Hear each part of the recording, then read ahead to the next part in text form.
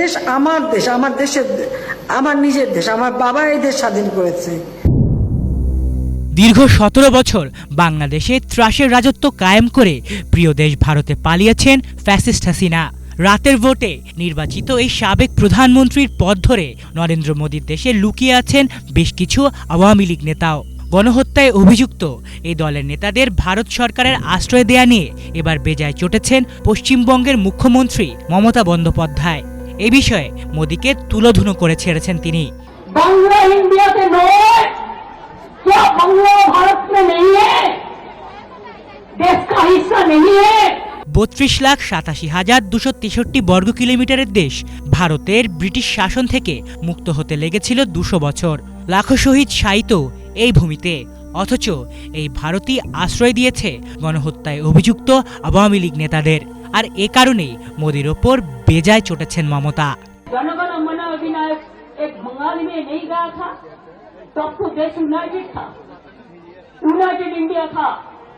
पहले देश भाग हुआ है 1971 में मार्च तक, जो उधर से इधर में आए उसको तो रिकॉग्नाइज किया है। পশ্চিমবঙ্গের এক জনসভার মঞ্চে দাঁড়িয়ে এবার আর কূটনৈতিক ভাষা নয়, একেবারে স্পষ্ট ভাষায় ভারতের কেন্দ্রীয় সরকার ও তাদের শরণার্থী নীতির বিরুদ্ধে মুখ খুলেছেন তিনি। নাম না করে অভিযোগ করেন বাংলাদেশের ক্ষমতাচ্যুত শাসক গোষ্ঠীর একাংশ বর্তমানে কলকাতাতেই রাজনৈতিক আশ্রয়ে রয়েছেন, আর তা সম্ভব হয়েছে দিল্লির ইশারায়। আমি তো কিছু বলিনি বলে কৌশলে শুরু করলেও মমতা এরপর ইঙ্গিতবহ কণ্ঠে বলে ওঠেন ভারত সরকারি অতিথি হিসেবে কয়েকজনকে রেখেছে, পার্শ্ববর্তী দেশের সমস্যা হয়েছে বলে আশ্রয় দেয়া হয়েছে, এটাও একটা রাজনৈতিক কারণ। মমতার এই বক্তব্যে পরিষ্কার, বাংলাদেশের বর্তমান রাজনৈতিক টালমাটাল পরিস্থিতিতে পশ্চিমবঙ্গ হয়ে উঠেছে এক নিরাপদ আশ্রয়স্থল, যার পেছনে কাজ করছে দিল্লির দীর্ঘমেয়াদী কৌশল।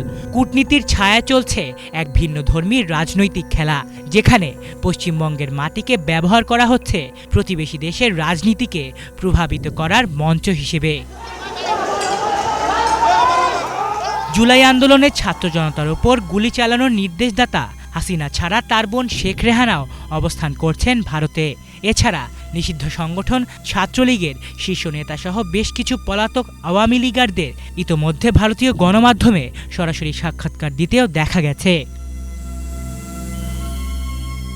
আলিফ চৌধুরী, বাংলা ভিশন।